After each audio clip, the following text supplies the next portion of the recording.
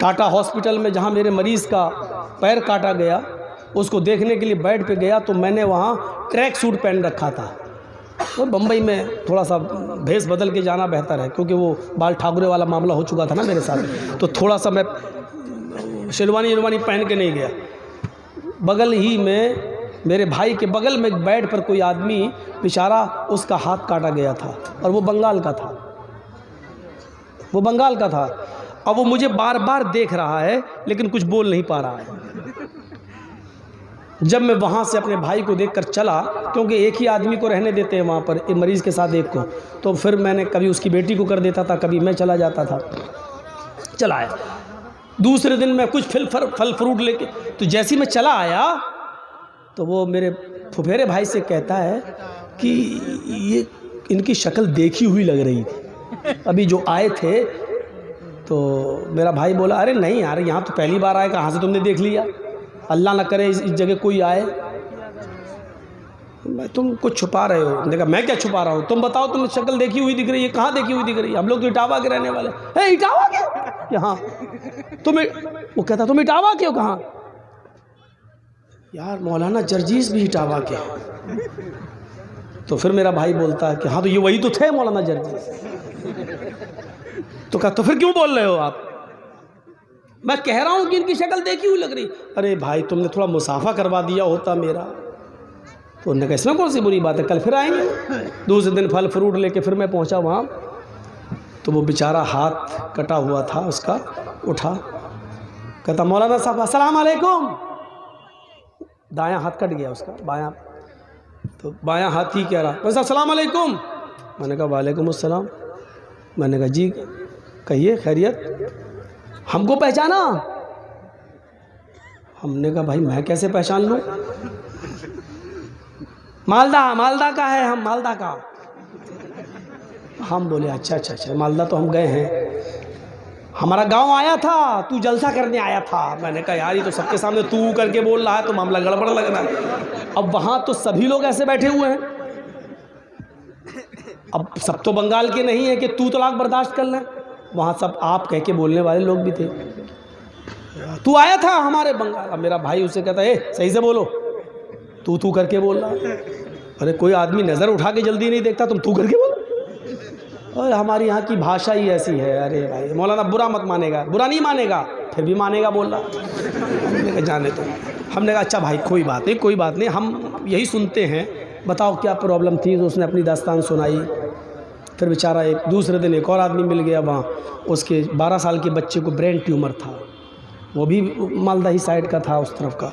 अल्लाह ताला उस जगह किसी को ना पहुँचाए, बड़ी बुरी जगह है। अल्लाह ताला सब जितने भी बीमार हो, मेरे भाई को भी और जितने बीमार हो, अल्लाह ताला उन सबको शिफाए कामिला और आजिला अता फरमाए और उस जगह से नजात अता फरमाए।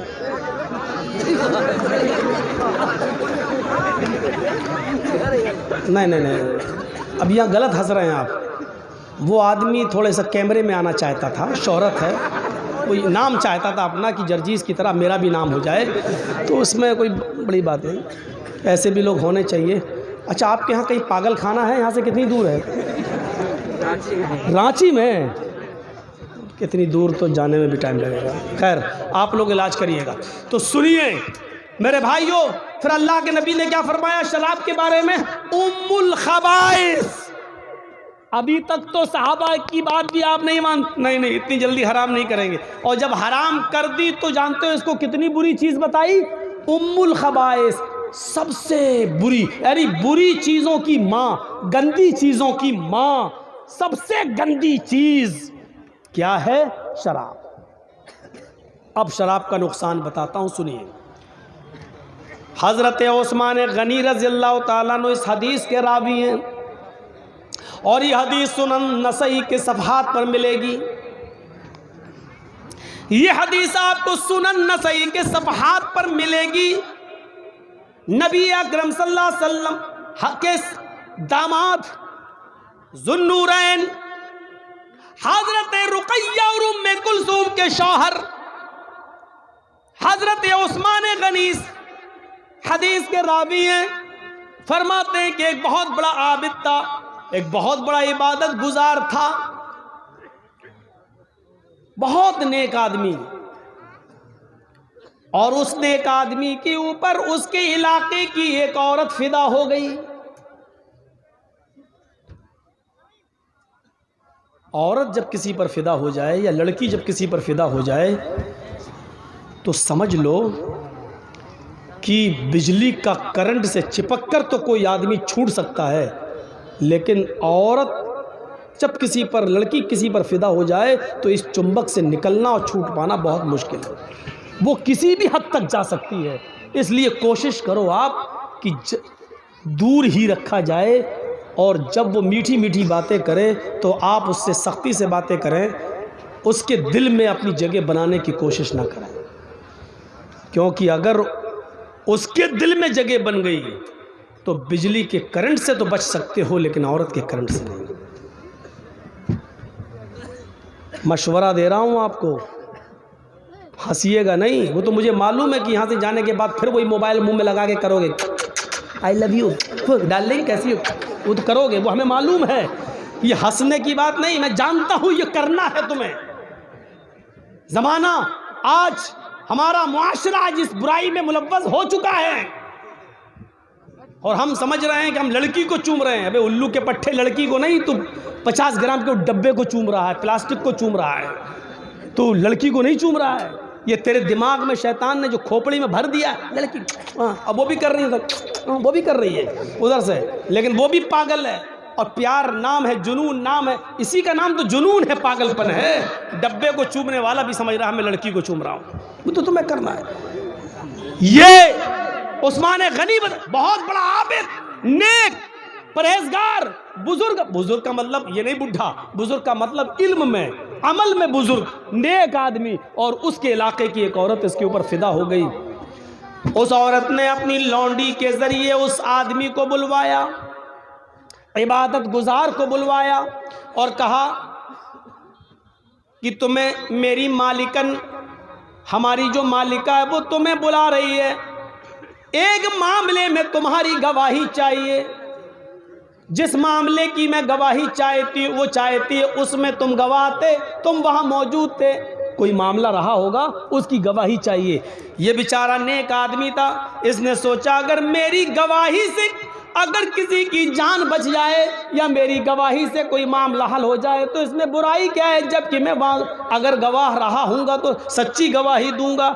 ये सोच कर ये चल दिया, ये सोच कर चल दिया। जैसी उस औरत का घर आया, लौंडी ने दरवाज़ा खोला, ये दरवाजे में घुस गया। इस लौंडी ने कहा मैं बाहर जा रही हूँ। इसके बाद एक दरवाज़ा और आएगा, उस दरवाजे को भी खोल देना, अंदर से वो दरवाज़ा खुला है। फिर उसके बाद एक और दरवाज़ा आएगा, उस दरवाजे को भी खोल देना। 3 दरवाज़ों को खोलने के बाद चौथे दरवाजे को खोलोगे तो उस कमरे में हमारी मालिकन तुम्हें मिलेगी। ये साहब धड़ल्ले से चले जा रहे हैं। अल्लाह मेरी गवाही से अगर कोई मामला बन जाए तो इससे अच्छी नेकी क्या हो सकती है। पहला दरवाज़ा एंट्री की, दूसरे दरवाजे में एंट्री की, तीसरे कमरे में एंट्री की, और चौथे कमरे में हुस्न और जमाल की मलिका बैठी हुई है, निहायत खूबसूरत औरत बैठी हुई है। क्या बात। ये हजरत वहां पहुंचते हैं, क्या देखते हैं कि उस औरत के पास एक खूबसूरत बच्चा भी है। खूबसूरत एक बच्चा, छोटा सा बच्चा है, और एक तरफ प्याला रखा हुआ है और उस प्याले के अंदर शराब रखी हुई है। नौजवानों सुनो सुनो, इस खूबसूरत औरत ने इस नेक इबादत गुजार आदमी से कहा मैंने तुम्हें किसी गवाही के लिए नहीं बुलाया है, मैंने तुम्हें सिर्फ इसलिए बुलाया है कि तुम मेरे साथ इस कमरे के अंदर चलो और मेरे साथ जिना करो, मेरे साथ वो काम करो जो एक मर्द अपनी बीवी के साथ करता है।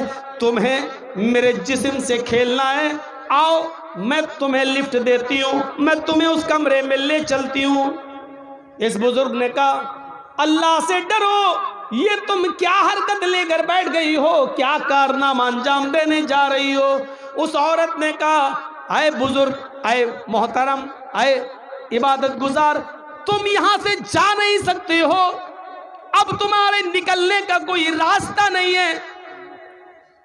मैं चीखूंगी, चिल्लाऊंगी, तुम्हारी इबादत का भंडा फूट जाएगा। लोग ये समझेंगे कि दुनिया वालों की नज़र में बड़ा इबादत गुजार बनता था, और हाल ये है कि अकेले 3-3 कमरे क्रॉस करके 4थे कमरे तक भी पहुंच गया है। तुम्हारी इज्जत दांव पे लगी हुई है।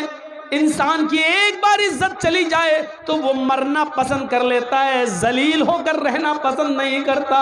सुनो, या तो मेरे साथ जिना करो, और अगर जिना नहीं कर सकते हो तो दूसरा काम ये कि ये छोटा बच्चा है, ये चाकू मैं तुम्हें देती हूं, इस छुरी से इस बच्चे को कत्ल कर दो। इस बच्चे ने मेरा क्या बिगाड़ा? का ये भी नहीं कर सकते तो फिर ये शराब का प्याला रखा हुआ है, ये शराब का प्याला तुम्हें पीना पड़ेगा, ये शराब का जाम तुम्हें पीना पड़ेगा। नौजवानों, अब सुनो, आए शराब के रसिया और दिलदादा लोगों, अब सुनो, शराब को अपने होठों पर लगाने वाले जवानों, अब सुनो। उस आदमी ने सोचा, अय अल्लाह, बचने का कोई रास्ता नहीं है, जिना बड़ा गुनाह है, ये करने के लिए मेरा दिल लामादा नहीं है। जिना से बड़ा गुनाह कत्ल है, कत्ल भी मैं इस बच्चे का कर नहीं सकता। अय अल्लाह, शराब भी हराम है, लेकिन मजबूरी है मेरी, इसलिए कत्ल से और जिना से बचने के लिए मैं शराब पी लेता हूँ, क्योंकि बचने का कोई रास्ता नहीं है। और इस औरत ने 3 कामों में से एक काम करने को कहा है, या तो जिना करो मेरे साथ, या इस बच्चे को कत्ल करो, या शराब पियो। अय अल्लाह, मेरी नज़र में सबसे हल्की चीज़ ये है, कत्ल से भी हल्की और जिना से भी हल्की चीज़ ये है कि मैं शराब पी लूँ। पहले भी तो जब शराब हराम नहीं हुई थी तो लोग पी लेते थे, चलो आज मैं शराब भी पी लेता हूँ।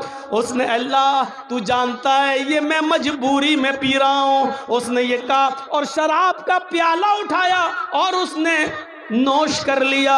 जैसी उसने शराब पी, उस शराब के अंदर एक और नशे की अशिया मिली हुई थी, उसने शराब पी। शराब पीते ही गुनूद की तारी हो गई, जुनून उसके ऊपर तारी हो गया। उस शराब के नशे ने इसकी अकल जायल कर दी। उस औरत ने इसको छुरी दी और कहा, अब तुम्हें चिंता किस चीज़ की है, इस बच्चे को भी कत्ल कर दो। अकल काम नहीं कर रही है, शराब पी चुका है। शराबी आदमी तो अपनी माँ, अपनी बहन के सामने गंदी गंदी गालियां देता है। जब शराब पीकर घर में घुसता है तो बीवी को बीवी नहीं, माँ को माँ नहीं, बहन को बहन नहीं, बेटी को बेटी नहीं समझता। अभी इस बच्चे को बच्चा नहीं समझता है, छुरी उठाता है और उसने उस छुरी से उस बच्चे को भी काट दिया, उस बच्चे की गर्दन भी अलग कर दी, उसका भी कत्ल कर दिया। शराब के नशे में चूर था। उस औरत ने परफ्यूम लगा रखी थी, उस औरत ने फौरन इस आदमी को अपनी तरफ खींचा और अपने कपड़े उतार कर शराबी के भी कपड़े उतार दिए, और शराब के नशे में इस आदमी ने उस औरत के साथ जिना भी कर लिया।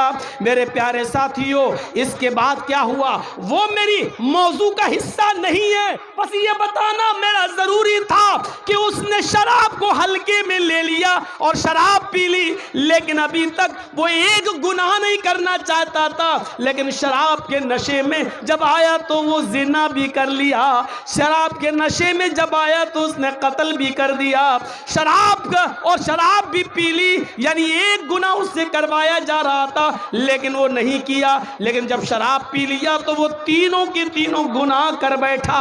मेरे भाइयों, अब आओ जनाबे मुहम्मदुर रसूलुल्लाह के उस फरमान पर जो आपने कभी फरमाया था, उम्मुल खबाइस, ये शराब तो तमाम गंदगियों की जड़ है, तमाम बुरी चीजों की जड़ है। इस आदमी को शराब ने कातिल भी बना दिया, शराब ने इसको जिनाकार भी बना दिया और शराब पी लिया था। मेरे प्यारे साथियों, ये शराब ऐसी चीज है जो अकल को खत्म कर देती है, बुजुर्गों का अदब व एहतराम निकाल देती है, मजहब को गाली देने पर मजबूर कर देती है। शराब वो नशा है जो इंसान को अल्लाह की प्यारी किताब कुरान को भी जमीन पर पटकने पर मजबूर कर देती है। इसलिए कि शराब जब अकल को खत्म कर देती है तो फिर इंसान ये नहीं देखता कि ये अल्लाह का कलाम है, ये कुरान है या क्या है। वो नमाजियों को भी गाली देता है, वो माँ को भी गाली देता है, वो बहन को भी गाली देता है,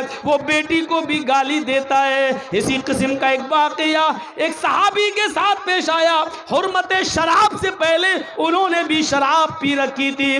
जब शराब का नशा चढ़ा तो वो शराब के नशे में अपनी बीवी और बेटी में फर्क नहीं कर सके और अपनी बेटी को बीवी समझकर पकड़ लिया। फिर वो अंदर कमरे में ले जाने लगे। बेटी चीखी, अम्मी मुझे बचाओ। माँ ने बेटी की चीखती हुई आवाज सुनी, दौड़ती हुई आई। क्या देखती है कि मेरा हस्बैंड, मेरा शौहर मेरी बेटी को खींच कर कमरे में ले जा रहा है। वो गुस्से में आती है, अपनी बेटी का हाथ अपने शौहर के हाथ से छुड़ाती है, शौहर को धक्का देती है, कमरे में बंद कर देती है और अपनी बेटी को अपने शौहर के नाजायज हमले से बचाती है। काफी देर के बाद जब नशा उतरा तो सहाबी ने अपनी बीवी को खूब मारा।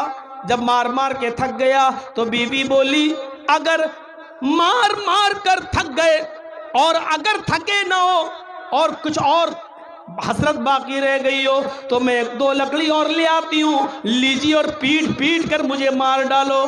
कहने लगा शौहर, मेरी बीवी तुम जानती हो कि मैं तुमसे कितना प्यार करता हूँ, लेकिन इसके बावजूद तुमने मुझे कमरे में बंद कर दिया। बीवी रोती हुई कहती है, प्यार की नौटंकी आज मत करो, तुमने आज शराब पी रखी थी। शौहर कहता, बीवी शराब तो मैं रोजाना पीता हूँ। कहा हाँ जानती हूँ, लेकिन एक लिमिट में, एक दायरे में पीते थे, लेकिन आज तुमने कुछ ज्यादा पी रखी थी। अरे कभी कम कभी ज्यादा, ये तो हो ही जाता है। आज ज्यादा पी ली तो किया। बीवी कहती है नहीं, आज कुछ ज्यादा ही पी ली, इतनी पी ली कि बीवी और बेटी में फर्क नहीं कर सके।